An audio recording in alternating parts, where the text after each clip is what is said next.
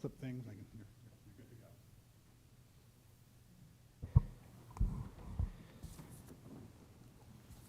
Good evening.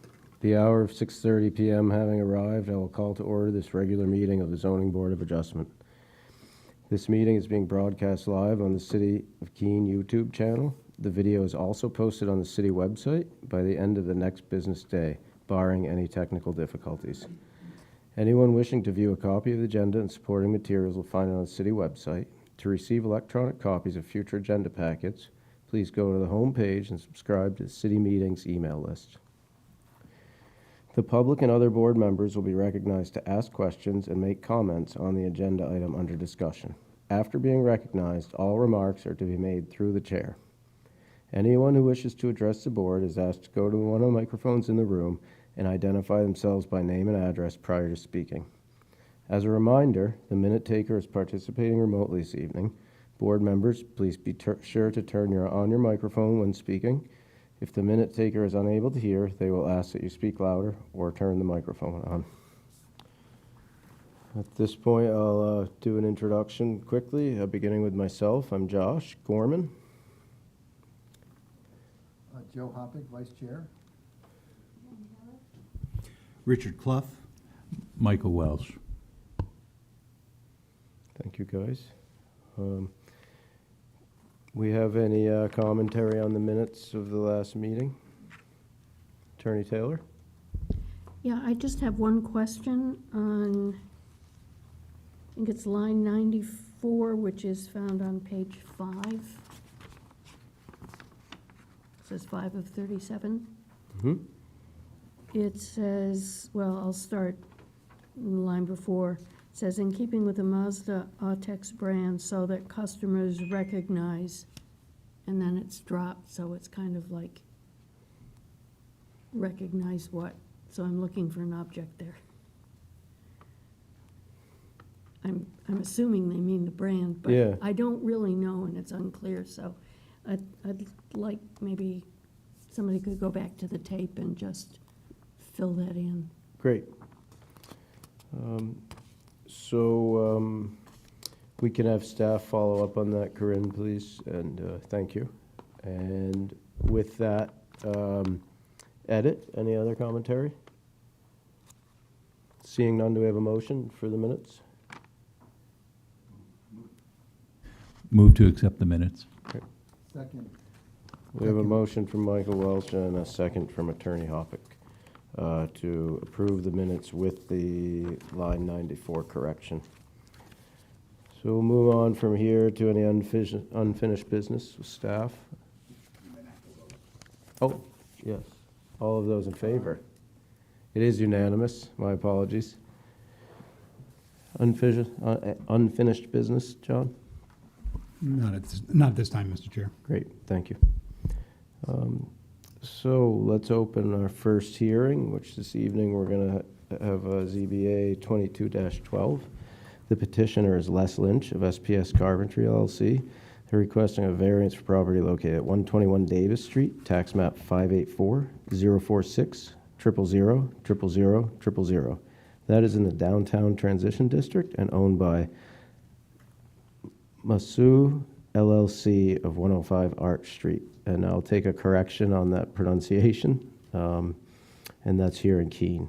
The petitioner requests a variance to permit the renovation from a single-family dwelling unit to a multifamily dwelling unit on an 11,325 square foot lot, where 13,400 square feet is required per Chapter 100, Article 461 of the zoning regulations. At this time, if you want to come on up. Just state whatever you prefer, just make sure you're near a microphone. Yeah, I'm going to call on city staff for a briefing. Thank you. Thank you, Mr. Chair. This building was built in 1870. It is located in downtown transition, as stated before. It has 11,325 square feet, where 13,400 square feet would be required. It's 5 bedrooms. It would also require 4 parking spaces for this use as a 2-family. If I may, Mr. Chair, just also for clarity, where it states that this is a, single family being converted to a multifamily, it is would be to a two-family, and as such, the 4 parking spaces that Mr. Hagan just mentioned. Great, thank you. Any questions for staff? Attorney Taylor? Thank you, Mr. Chair. My question is, and I may be a little outside the box, but why isn't, if this is, from reading the application, something where it's basically 6 bedrooms and they have tenants, I assume 1 for each bedroom, why isn't it considered a lodging house? I know that's not a permitted use in this district, but you could have a lodging house by, variance. If I may, Mr. Chair, certainly, I mean, that would certainly be, again, as you stated, lodging house, if they were to use this as 1 unit, and not without dividing it into 2 units, it would be a lodging house, and they would be before the board seeking that. I do believe, and I will let the applicant speak to it, that their intent is to separate this into 2 separate units. Probably whether they have, I'm not sure the bedroom count in each unit, but this is the path that the applicant has chosen, is to take it into a two separate dwelling units, not 1 single unit, which would then be considered a lodging house at that point in time. So if you didn't have this application before you, would this meet the criteria for a lodging house? I'm trying to understand the new code. It's all dependent a little bit, just because it has 6 bedrooms doesn't necessarily make it a lodging house. 6 bedrooms could still be a single-family dwelling. Oh, I see. It's really based off of the tenancy and the relationship of the different occupants of the tenant, of the building. So you could have a single family in there that had 8 kids, and that would be allowed. If you were going in to have it occupied by a bunch of different people that are unrelated, then it would be it would fit more of the lodging house at that point in time. But this has always been considered and used as a single family. So if you had 6 unrelated people using the various bedrooms, then it would be closer to what the definition is of a lodging house, That would be correct. which Yes. would not be a permitted use in the Permitted zone. use and would require a license under our new land use code as well, so. Okay, thank you. You're welcome. Michael? So to clarify in my head, if the property has been rented to 6 renters in the past and they are not family members, it has been in violation of the code. That would be correct. Okay. Michael? If I may, Mr. Chair, so you're allowed to rent up to 4 unrelated, regardless of how many bedrooms you have, for a single-family house, if that helps clarify. No, I understood that. I was just looking at it because it was presented in the, or my understanding at least, what I took from the application, is that they had 6 bedrooms and 6 unrelated tenants who were, or quite possibly, Keene State College students. So I wondered if it was considered by the city as a lodging house and it was just in the wrong zone. So that was really the foundation of my question. I wanted to make sure I was understanding the code correctly. Thank you. Anyone else? Thank you, staff. And back to our applicant. Sorry for the delay, it was my mix-up, but welcome. And just begin with your name and address, and then you can give us your presentation. Les Lynch, representing SPS Carpentry, business address is PO Box 516 Walpole. Oh, sorry. Oh, very good. Want me to repeat that or no? No. Okay. Personal Yes, address. please. Yes, please. I need that repeated. Thank you. Les Lynch, Walpole, New Hampshire, representing SPS Carpentry, business address PO Box 516, also in Walpole, New Hampshire. Great. And a quick addition that I will mention to the previous conversation. The owners are new owners, and this is actually their first go-around with signing tenants. So their goal was not to continue any practices of having more tenants than we are lawfully allowed. That ordinance of the 4 non-familial members was the impetus for choosing to subdivide and add a second single-bedroom apartment rather than continuing as it was previously rented by the previous owners, which I think may be an incident of record. Great, thank you. So go ahead and, if you want to run through the criteria, you're welcome to do so. You're welcome to present however you like, but the board will be deliberating on Yep. each 5 criteria. So the staff already did a fairly straightforward job of explaining the very basic issue. The lot size currently is 11,325 square feet. For the downtown transition, we need to have 13,400 square feet in order to subdivide this. As I just addressed, having the 5 or 6 bedroom, depending on how you want to classify one of the rooms, there's no use having those extra 2 bedrooms being able to rent to 4 non-familiar members.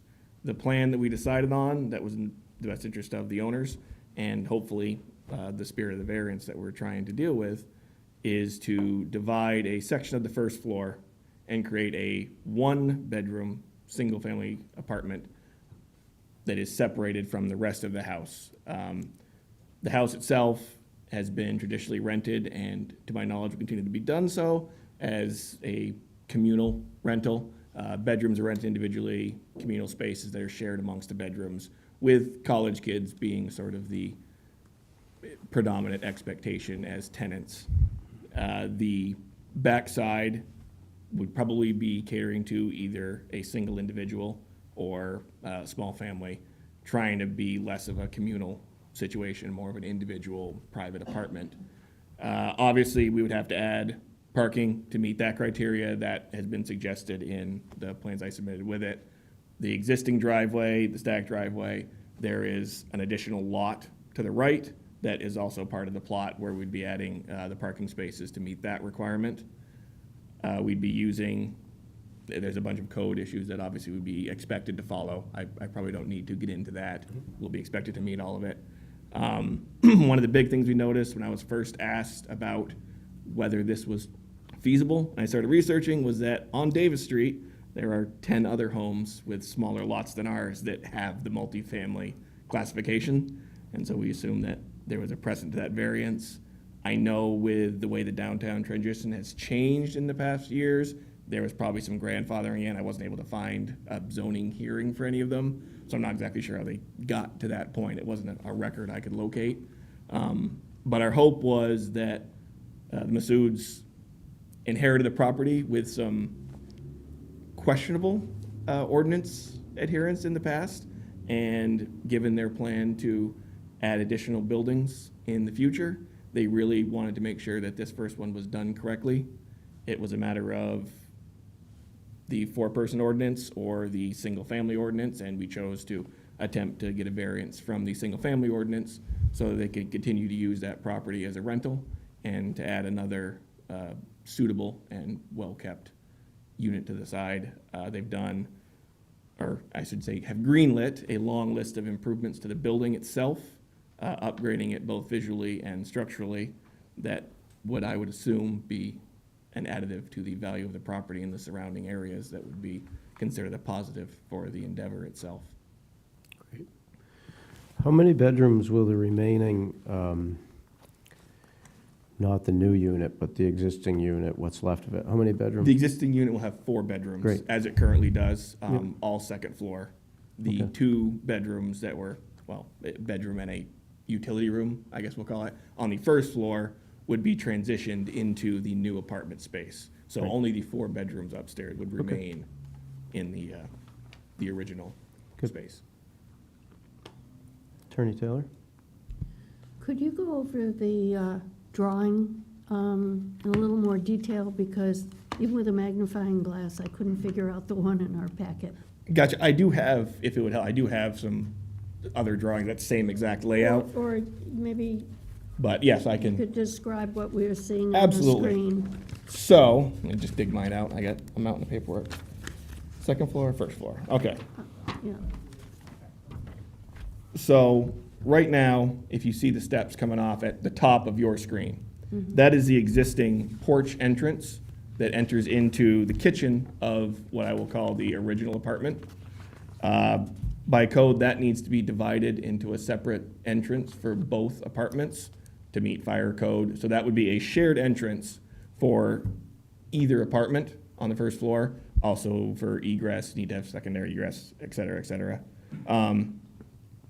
Basically, the blank space is all the existing kitchen, living room, so I did not add it in here. I do have that floor plan, but it hasn't been changed, so it was not included.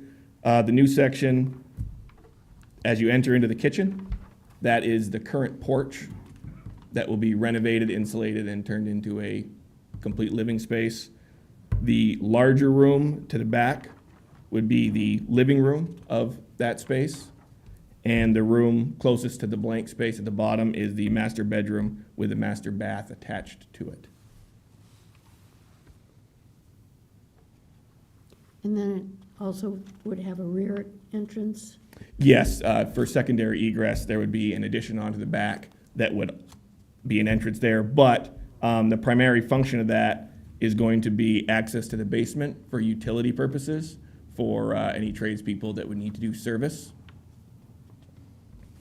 So they could do so without having to enter either of the tenant spaces. So, but Turn it on. Oh, sorry. it's also an exit to the back? It's, Is that, that is an entrance for the basement stairs that are pictured at the back side there. It does not tie into the apartment. I'm sorry for misspeaking there. It's a service entrance essentially because the water heater, electrical functions are all downstairs.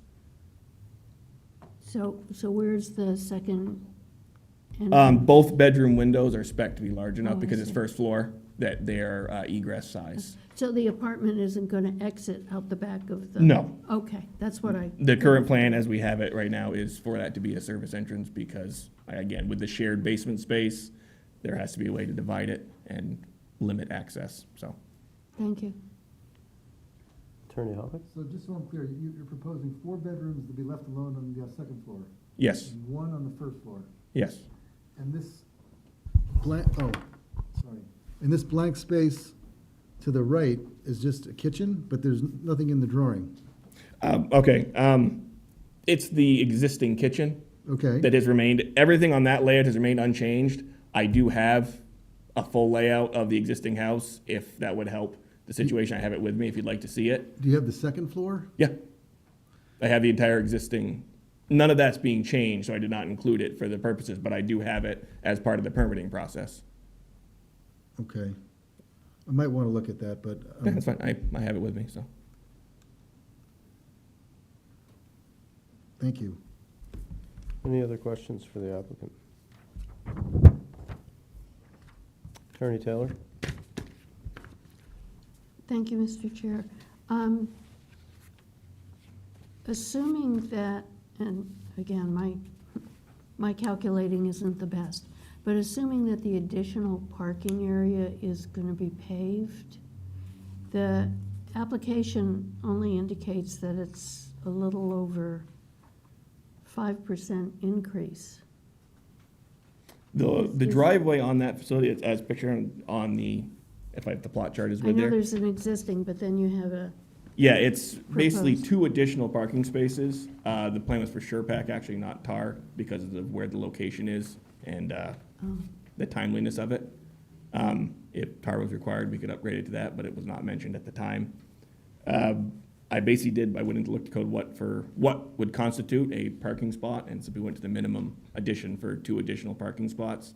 It is the width of the driveway, I believe, has it still counting as 2 static with a pass-by and qualifying in that, as it currently sits. If that needs to be addressed, we can move it, but that was my understanding of the requirements for parking. Attorney Taylor? may I ask staff a question? Sure. How many parking spaces are required for this? And is, under the code, is head-in, stacking parking an issue? If I may, Mr. Chair, so with the 2 dwelling units, it would be a total of 4 parking spaces, which again, as the applicants mentioned, I think that if you were to just strictly stack everything, which we don't have anything saying you can't have stacking, it really just needs to be, the location on the lot is more what our code speaks to. So again, I think that what the applicant's providing certainly would appear to meet the need of 4 parking spaces, with probably some additional spaces if people wanted to even stack even more. As problematic as that can be at some point in time, Yeah. we don't have anything that prohibits it. So this is part of my learning curve. So there's no longer a bedroom requirement, you know? We've not, the parking's never been Okay. been based off of bedrooms. It has been based off the dwelling unit itself, with 2 Oh. per dwelling units. In most of the city, there are some districts in the city that only require 1 and some that Okay. don't require any. But Thank this you. district does require 2 per dwelling unit. But it's safe to assume that all of these issues will be sorted out through the permitting process and the inspection process.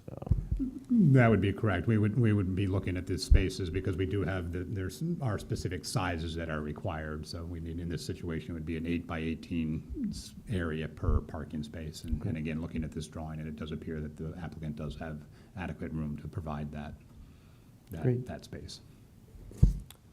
Any other questions? Any more you wish to present before I call on public? I believe we've seemed to have discussed any questions anybody had. If the vice would like to see those plans, I can certainly bring him the ones I have with me, if you'd like to see the complete first and second floor Great. layout. Attorney Taylor? I would like to hear the applicant go through some of the reasons and the criteria, Okay. if we could. Yep.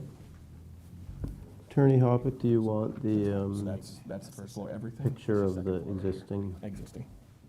Is that what John's getting? Yep. Oh, yeah.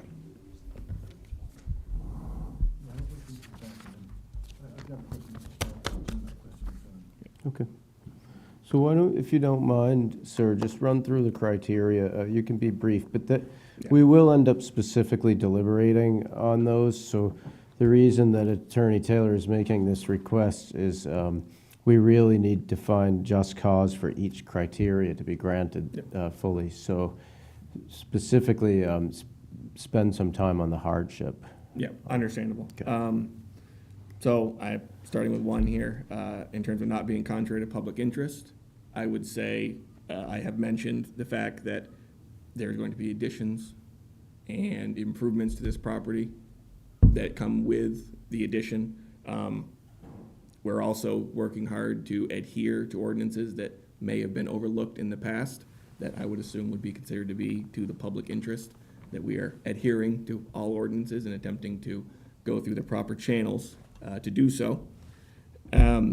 You're also talking about adding stable, single-family residents to the area and another lodging option in a community where obviously rental properties are at a premium and smaller single-bedroom rental properties are difficult to come by in a non-communal environment, especially at that location where it is primarily a rental neighborhood. In fact, I believe nearly that entire street is considered rental properties. Written area where we took care of. Okay. Yeah. All right.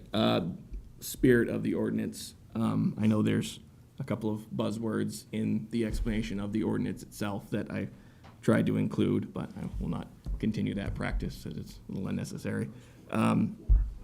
Basically, it's, suburban sprawl. We're avoiding the extraneous lodging of Thank you. stacking tenants on top of each other in properties not designed for it, especially one as old as this one is. Instead of stacking a 6-bedroom house with tenants, we're taking the time to update it to a more modern approach that meets those ordinances. And even though the ordinance is attempting to limit the expanse of that particular street, us as a single-family home with 6 bedrooms is actually the outlier among the neighborhood, as I might have briefly mentioned, but 10 other properties on that same road are following this same variance approach and have multifamily homes on smaller lots than the Masouds currently possess. That segues pretty much into the answer to number 3 about substantial justice. it is offering the same tenant opportunity to the Masouds that most of their neighbors and adjoining properties are enjoying, and allows a current problem child of the ordinance system to be upgraded to a more appeasing situation for the city and for the homeowners, as previous owners were less inclined to sit before you and go through the proper channels.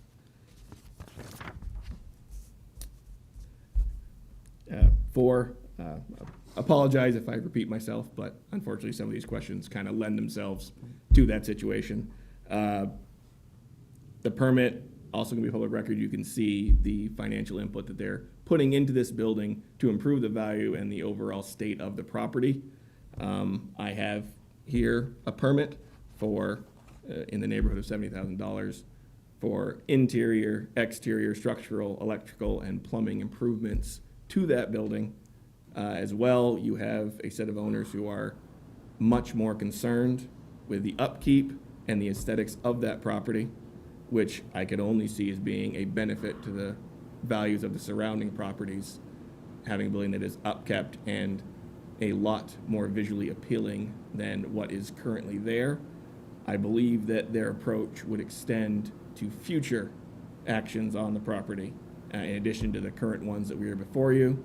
I will mention as a good example, the garage that is a wonderful eyesore on that street is part of the long-term plan to be addressed as an improvement to the property. They bought it knowing that the property needed work and are doing, in my opinion, a very diligent job of attempting to follow through on that.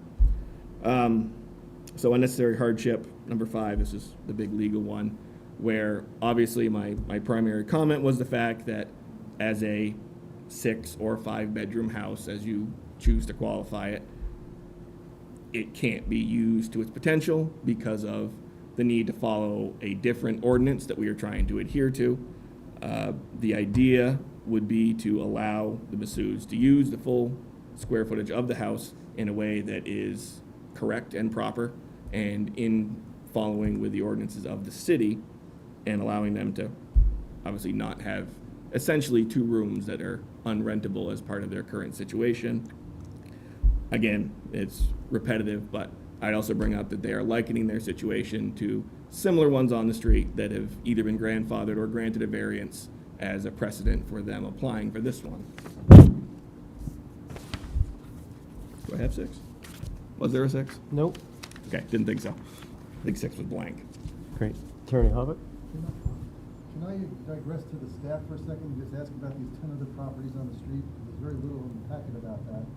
And are they, oh, sorry, just yell at me from over there, I'll hear you. Those 10 other properties, are they non-conforming uses, grandfathered, if you will, or do they get variances in the past? Does anybody know what that history is and what their location is in proximity to this one? If I may, Mr. Chair, as the applicant said, the staff did not do a research of the overall neighborhood. I would have to, just on an assumption, believe that many of those were probably non-conforming, pre-existing non-conforming uses that are happening on some of those lots. There are many of the lots in that district that are pretty small. This is certainly one of the larger square footage wise lots in that neighborhood. There are a lot of some single families, a lot of rentals in that neighborhood at this point in time, but many of them are on pretty small lots. And that seems like a fairly comfortable assumption, given the fact that it's a building from the 1870s, I guess, right? That would have pre-existed zoning, 1870s. Yeah. Okay. With that question, can I ask the applicant one? Yep. Can you tell us what you think the special conditions of the property are that distinguish it from those other properties? Well, for one thing, I think the individual single apartment that we are proposing, from what I was able to see, would be quite dissimilar to any other single bedroom apartments in that space. It's a small square footage, and unlike some of the apartment buildings that are proliferated on that row, I believe there are 3 of them that are multi-unit apartment buildings. It's offering like I said, a single bedroom aesthetic that is attainable for people. Most of the spots on that, you're either living in a communal situation or you're renting a full floor in a duplex sort of situation. It's somewhat unique, I would say, compared to the surrounding areas for someone looking for that sort of living arrangement. Okay, thank you. I think the plans helped. I appreciate you sharing that. Thank you. Any other questions? Well, we appreciate your time, and at this point, we will call on the public to see if there's anyone here who would like to speak in favor of this application. At this time, if there is someone, please come on up, introduce yourself, and seeing no one, I will now ask for any public input that is opposed to this application. Seeing no one coming up, come on up, sir. I just had a question, a point of, excuse me. Information. Sir, if you can just step up to the mic and introduce yourself, Hi, name and address.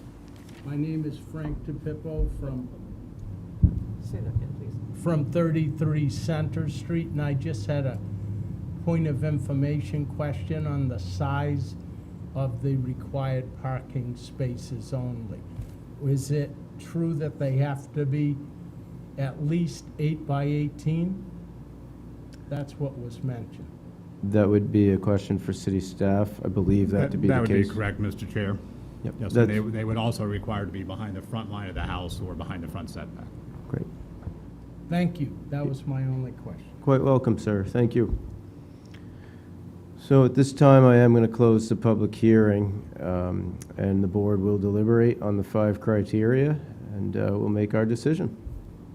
And if we need to reopen the hearing for any reason, we will. Want the mic left on or off? Off, please. Thank you.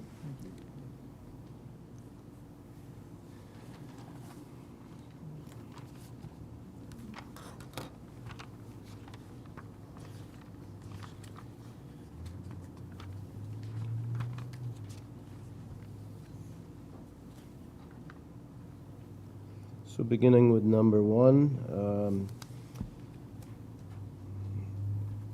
granting the variance would not be contrary to public interest. Who wants to start off?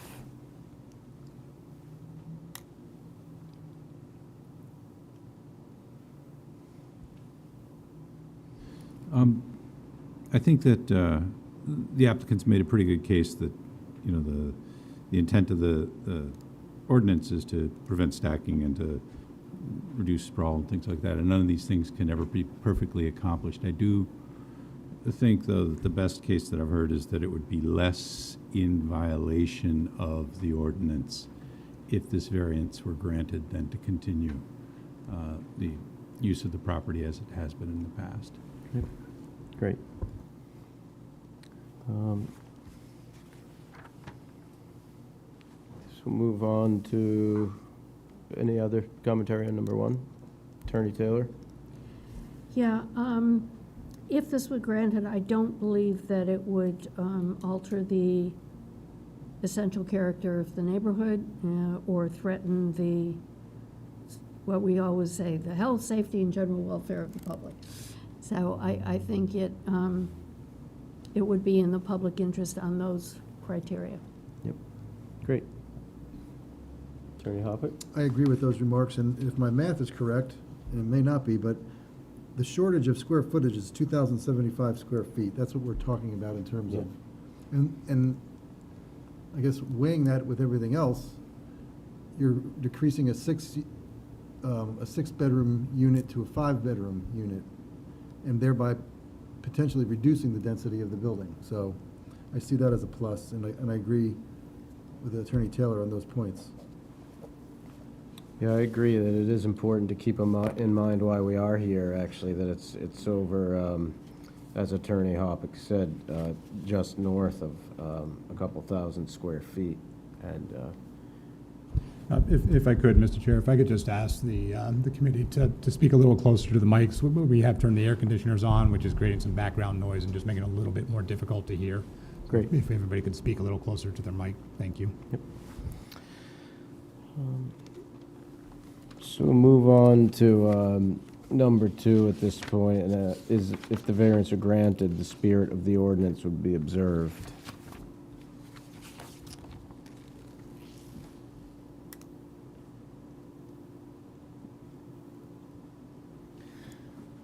Attorney Hoppick? Is that okay, John? Okay, perfect. The gain to the public here is, as I mentioned a moment ago, and this goes to the point the applicant made, there's a lot of overlap, and there is a lot of overlap in these factors, and it's intended to be that way, I believe. But the gain to the public here would be that reduction in density from a 6-unit or 6-bedroom unit to a 5. So that's one gain to the public. The loss to the individual, if it were denied, would be, I guess, a significant restriction on the uses available. I suppose he can use the place as a single-family residence, but that's probably not the highest and best use in this zone.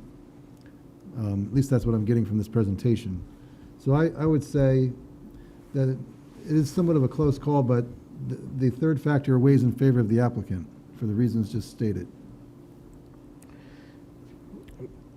I would agree. I also would add the benefit to the public is the years of deferred maintenance that have been neglected will at this point be taken care of due to the capital investment being made in the property. That definitely is going to benefit the neighborhood.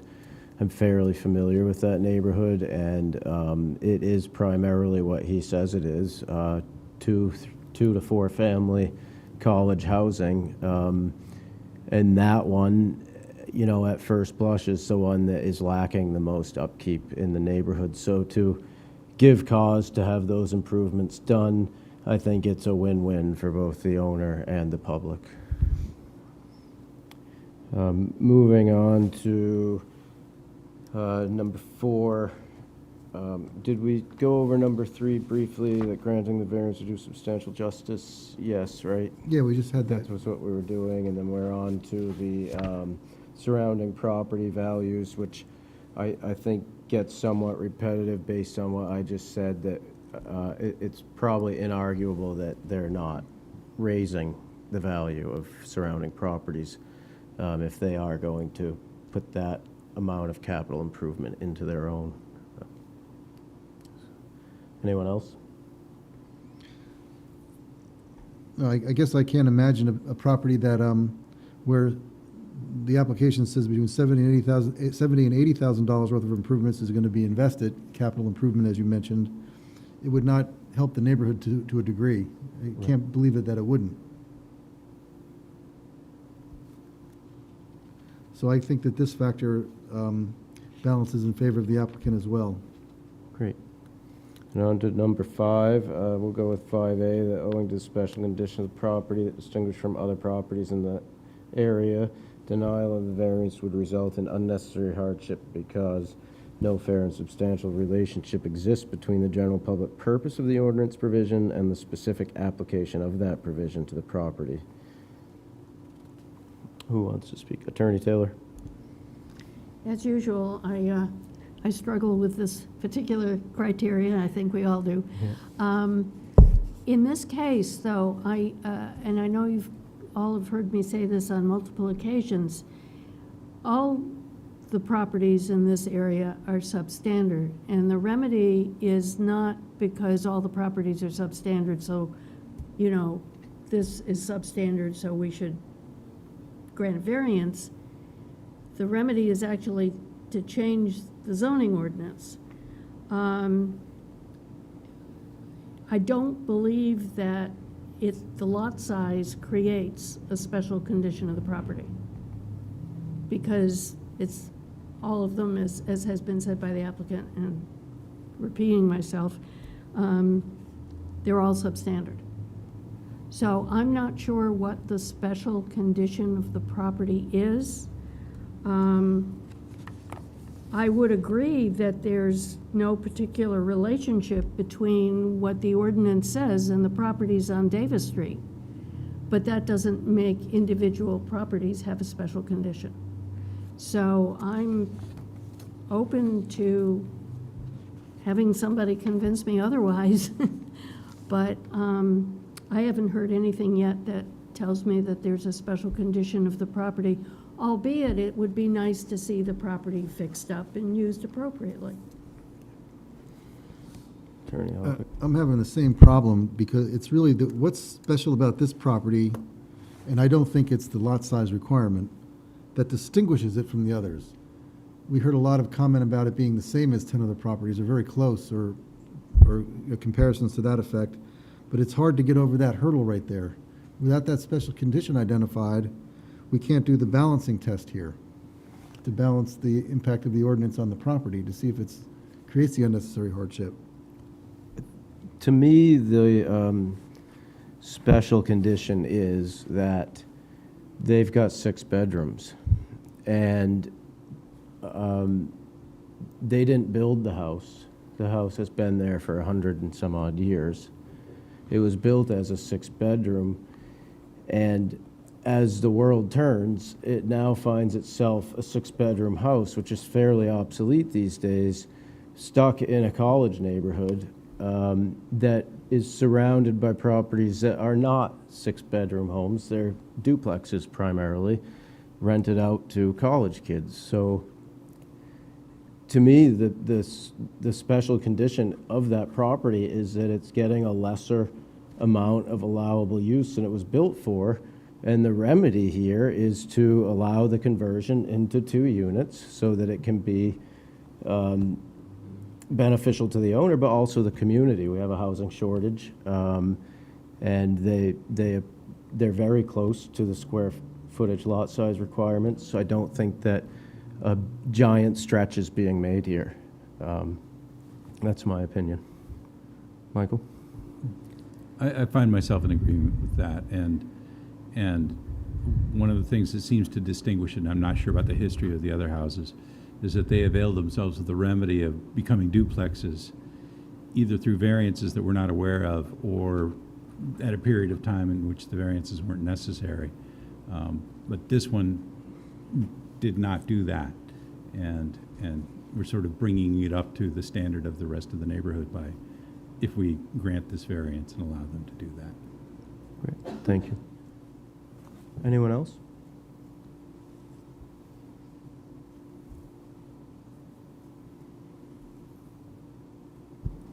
Attorney Taylor? Yeah, I would just add the second part of that 5A issue is whether or not the use is reasonable, and I think that we can state for the record, regardless of whether or not we can find the hardship, that the use would be reasonable. Yeah, I agree.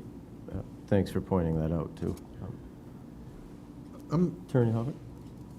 You know, this application, in my mind, meets 4 of the 5 criteria. I'm having a hard time wrapping my arms around the 6-bedroom concept that makes this stuck in I like the way you phrased it, though. 6-bedroom house stuck in a college neighborhood. Do we know anything about those other houses, those other properties? I mean, do any of them have 6 bedrooms? I mean, that's the problem I'm having. The record is just seems incomplete about that particular comparison, although I can be persuaded. If I John. may, Mr. Chair, the majority of the houses, as I stated before, right in that immediate area, there is a larger multi-unit building next door. I would be very doubtful that any of the other structures, dwelling units in that area have 6 bedrooms. Many of them, again, especially right across the street, I believe it's Wilcox Terrace, it's right across the street, down that whole street are really mostly all single family with a couple of duplexes, and the majority of them only have, from my memory of being in some of them over the years for inspections and such, of being 4-bedroom, single family type houses. So I would be rather surprised if there's any other 6-bedroom dwelling units within that neighborhood. Okay, that's helpful, John. Thank you. I can speak to that a little bit from my time as a housing inspector in the city, and I can state that house was overcrowded for years, and we did have to deal with that.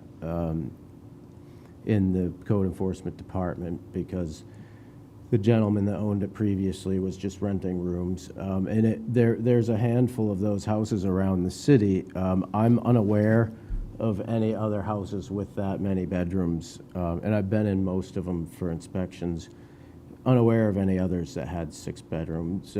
There are some throughout the city, for sure, but not right in that vicinity. Most of them are single-family 4-bedroom, or they're 2-unit or greater. Okay.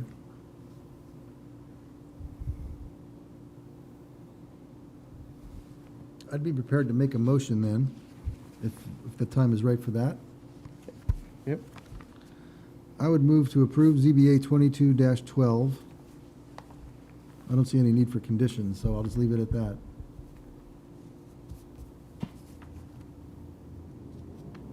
I'll second. We have a motion from Attorney Hoppick, a second from Michael Welsh to approve ZBA 22-12. And beginning with the first criteria, that granting the variance would not be contrary to the public interest. All of those in favor? It is unanimous. Moving on to number 2. If the variance are granted, the spirit of the ordinance would be observed. All in favor? 4. All opposed? To 1. 4 to 1. On to number 3, that granting the variance would do substantial justice because. All in favor? It's unanimous. Moving on to number 4, if the variance are granted, the values of surrounding properties would not be diminished. All in favor? It's again unanimous. And moving on to number 5, unnecessary hardship, specifically 5A, that owing to special conditions of the property that distinguish from other properties in the area, denial of variance would not result in unnecessary hardship because no fair and substantial relationship exists between the general public purpose of the ordinance provision and the specific application of that provision to the property, and that the proposed use is a reasonable one. All of those in favor? All opposed? It's 4 to 1. And finally, all in favor of ZBA 22-12? All opposed? It's 4 to 1. Good luck, folks. Thank you.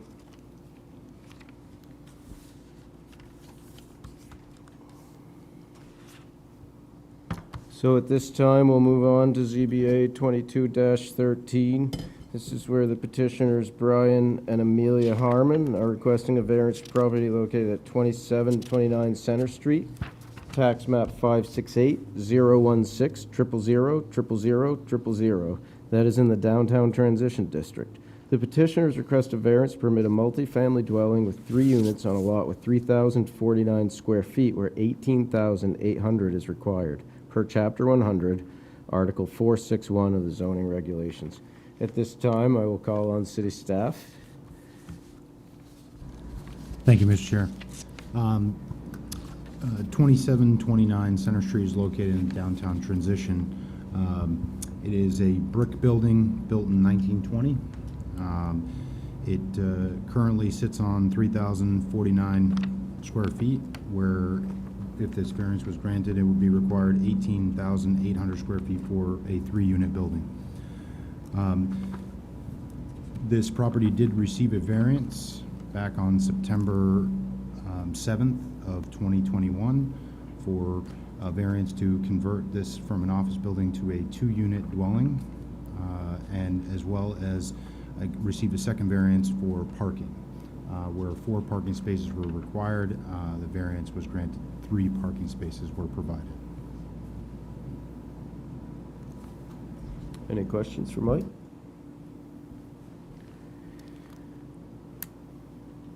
Guess not at the moment. Oh, Michael, I apologize. I see that the application we have before us is for the addition of another unit. We considered parking last time. Should we also be considering the addition of parking this time? Go ahead. If I may, Mr. Chair, we have spoken with the applicant. He is going to be presenting the board with a different alternative that is allowed under the zoning code. We do have a section of the zoning code that speaks to the ability to provide your required off-street parking as it's titled in the zoning code, as would be remote parking. So there is the ability for somebody to meet their parking demand by leasing off-site spaces somewhere within 1,000 feet of where the required parking is needed. So that I believe, I can let the applicant certainly speak to that, but I believe their intent is to seek the additional parking that would be required if this dwelling variance were granted for them to meet the parking through that remote parking section of the zoning code. And just to be clear, John, the variance that we approved, I believe they had 2.5 spaces, is that correct? Or I believe it was prior, they had three and something spaces was what they presented at the previous variance. The variance that was granted really was for the one parking space, because with the variance that was granted before for the 2 dwelling units, they would have needed 4, they could only provide 3, so the variance was for that one space that they were lacking. But with this new one, they would be required for 2 more spaces to be provided. And again, they're proposing to provide it through that remote parking section of the zoning code. But it would be imperative for the board to just focus on these 2, because we've already granted a variance for the non-existing 4th one. That would be my recommendation. It might be, so the board might certainly, if this variance were to move forward and be approved, and certainly condition that approval on that they meet the parking demand. For the 3rd unit. For that 3rd unit, correct, yes. Great. Anything else? Great. At this time, we'll welcome the applicants. Welcome back. Thank you. Yep. We do understand that. Just a quick introduction, even though we remember you. Yeah, thank Got to you. get it on the record. My name is Brian Harmon, 184 Colby Road, Danville, New Hampshire. Amalia Harmon, 184 Colby Road, Danville, New Hampshire. Great, thank you. Could you speak up? Sorry. We do understand, and we have 2 options, but we do not have leases in hand. We haven't selected either one of those 2 options, and I mean the areas of parking availability. We do have 2 options. We haven't signed because we didn't know where this would take us, to be honest with you, of where. I can't hear you. It's right behind you. No. Closer to you. I'll pick it up. Oh, yeah, okay. Yeah, we didn't know where we would be as far as this meeting, and with the other variants, we don't do this all the time, so we didn't know how to prepare for it 100%, but we did seek these 2 particular areas, well, actually 3, but we came down to 2 that were in the vicinity of the property, and we do not have those leases in hand. We would like time, if that is what the board needs, to produce these leases or submit them somehow. John? Just so the board is aware, there is a whole process laid out within the zoning code. So there is an approval process that actually runs through our department and then ultimately is approved by the city manager if they're going to go the remote parking section. It's spelled out in the code, that whole process that they would need to follow. So, great. So I think at this point, what I'd just like to ask the board briefly is if we're comfortable moving forward without a lease in hand, but perhaps making that a contingency, should we see fit to approve the application otherwise. Attorney Taylor? Yeah, if this moves forward, I think it would be appropriate to have that as a condition. Absolutely, yep. Anyone else? I agree with that. Great, okay, go ahead. Okay. Wasn't prepared for that. Are you prepared to continue? Because we would be quite happy to continue this if you want to make further preparations or. I think we might like that opportunity to postpone this to Okay. the next meeting if possible, or I don't know. I would be comfortable with that, but I can't speak for the entire board. But what we would have to do is make some form of a motion, I suspect, to, would I have to close, Attorney Taylor? Maybe you can I think since we've opened the hearing, that it would be appropriate to move consideration of this application 22-13 to be considered further at the September zoning board meeting, At the applicant's request. at the applicant's request. Great, and is the board comfortable with this? I make that as a formal motion, so. And I'll second it. Okay. You do have a question in the public. Yeah, we can't hear very well, what the discussion is, but we'd like to know what the grounds of the continuance would be. The grounds would be that the applicant has requested such a continuance and that the board has elected that they're comfortable with that. And what's the reason for the continuance? The request of the applicant. Just a plain request without any substantial reason? John? If I may, if the commenter would mind, making his statements at the mic with his name so that the minute Great. taker can make note of this. Can you just introduce yourself, sir? My name is Peter Espia. Can you step up to a microphone, please? Yeah. Yeah, my name is Peter Espia. I live next door. We have a common boundary. Their back boundary is my southern boundary. Great. And I'm opposed to their second request for a variance, and I'd like to settle it tonight. Sir, if you come to the hearing, then you can voice that opposition. Yeah, but I don't understand why we have to keep coming to No, this is the first time we've come for this application, and because there was some confusion around the parking and how we would wish for the applicant to proceed, collectively, we are attempting to make a decision to postpone this until next month, which should not really have much of an impact on you. You'll be offered the same opportunity to come speak then. And if you can't attend, you'll be welcome to submit something in writing. Well, I'm hopeful that I'll be available at that time. Me too. Yeah, we have another gentleman here who was, showed up, and he's from Hampton, New Hampshire, and he didn't make the last hearing on this first variance because he was away. Now, I don't know when this is going to happen. I may be away. It'll be on the first Monday of next month, sir. If I may, it's going to be actually at the Tuesday Labor Day, because of yeah. the Labor Day, so it'll be September 6th Thank at you. 6:30 here in these chambers. If the board so grants that. Step on up, sir. Please be brief. I don't really want to get into the meat and potatoes of the application if we're not going to hear from the applicant, so. I own the property next door at 33 Center Street, and I've owned it for many years. Never has anyone removed my fence. So a photograph that you were given showing the potential parking, I'm very uncomfortable with. This photograph shows my fence in place. This has been, I'm just here today and I'd like to speak for 2 minutes. This has been a problem parking building for many years. That's why it was an office building. In other words, they would leave.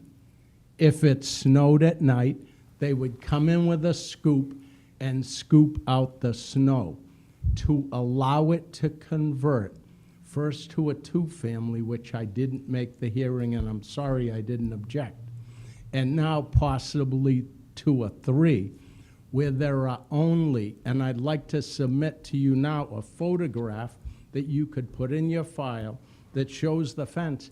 There are two and a half possible spaces there. And what the people in the office would do is move their cars during the day. If this becomes a student housing apartment building, which has been mentioned to the neighbors, this is going to be a nightmare for parking in the area. Sir, with all due respect, I don't mean to cut you short, but we have not heard from the applicant. I'm beginning to feel less comfortable with the depths at which you're going. If we are going to continue this hearing, we would love your input, all of this, at the next hearing. I get the gist of what you're saying is that you're dissatisfied with the decision the board has already made, but that's, to be frank with you, been done. You Right. didn't attend that hearing. Right, So I did- moving on to this one, Right. and I just want to be reasonable to everyone in the room, Right. including yourself, moving on to this one, if we are going to move this to next month, I would urge you to come or write if you can't make it. I understand if it's a traveling issue, and I apologize.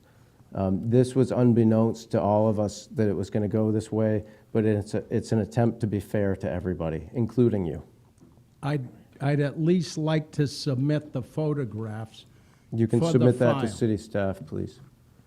And they show the lack of parking in the fence. But I just want to explain one final point.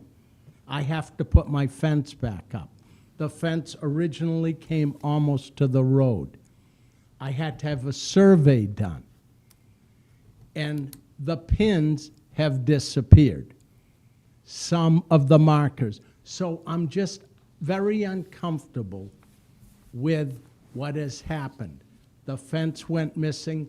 The police determined it was possibly this applicant that removed it. Number one. Number two, I had a survey done.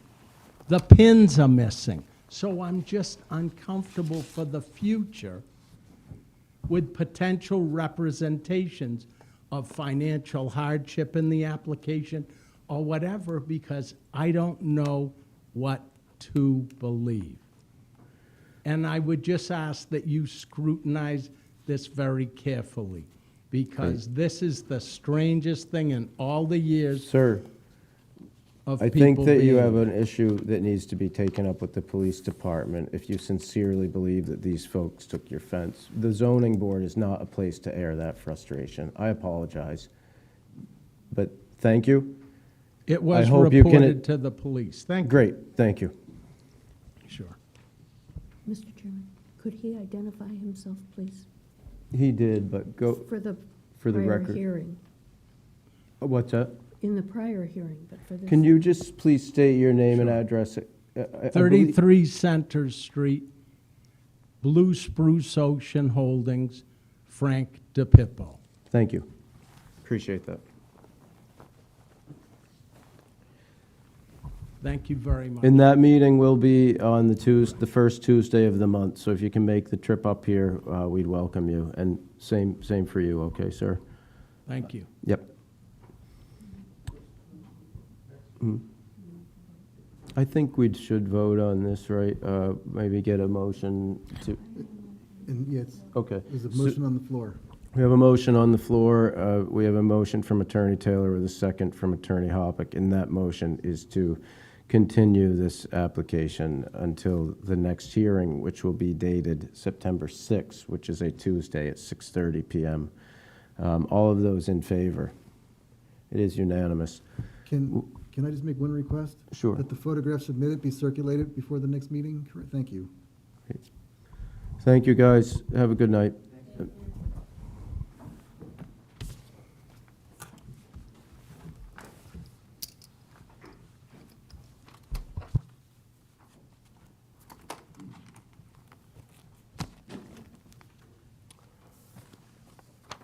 Think we will have some unfinished business to tend to, John? Yes, for next meeting, we will be bringing forth and having some discussion. There is been a change to the RSA and some of the land use requirements, and more about the meeting requirements and how notice of decisions are documented. That will take effect August 23rd. And so our city attorney has just come back from vacation, so we're going to put him to work and have the discussion on how we're going to do that. That'll be a nice change. So we do need to speak with him because there is, I think this board does a very good job with the finding of facts during the conversation, the deliberation that you do. But this new requirement does require our notice of decision to also have that information on it. And we just have to kind of really figure out how we are going to then take the information from the meetings and the dialogue that this board has and get it on paper to that notice of decision. So once we have an opportunity to speak to the city attorney and kind of come up with a process to that, we will have that before the board, and hopefully it'll be at since it'll be unfinished business, we can have it at the start of the meeting, so that moving forward into the public hearings, if there's any changes to the way the board needs to handle their deliberations. But as I said, I do believe this board does a good job to get those finding of facts out there. Why you're voting in the affirmative or the negative is really what the finding of facts are going to be about. So we will look to have that conversation at the next meeting. Great, thank you. Attorney Taylor? Yeah. Sir, the public hearing is closed. Okay. I've left some photos with Corinne, and I'm going to ask her to keep them, and the next time you can use them. Sure, they'll be distributed to the board in the monthly packet, so we'll get those long in advance. Thank you. Thank you. Attorney Taylor? So my question is, knowing that we're going to have to sort of revise or more formalize, I guess, our findings of fact, but I thought there was also a change in the time limits for making final approval. But I guess my question is, do any of these changes require us to change our rules of procedure? So could you look into that? That will be part of the discussion we Yeah, need to have with the okay. city attorney. And the changes to the time, again, I think that that might be the part that would require the change to the rules of procedure, is how much time you have to hear. Actually, once we receive an application, there is now a time limit, and it's not just the zoning board, it's also the planning board that this is affected. There is a time limitation that takes effect. I don't necessarily believe that that's going to have a big effect on the way that we accept applications and hear them, but it is something that probably would require a change to the rules of procedure, as Attorney Taylor has mentioned. So that'll be part of the discussion as well. Great. Anyone else? Is this meeting adjourned?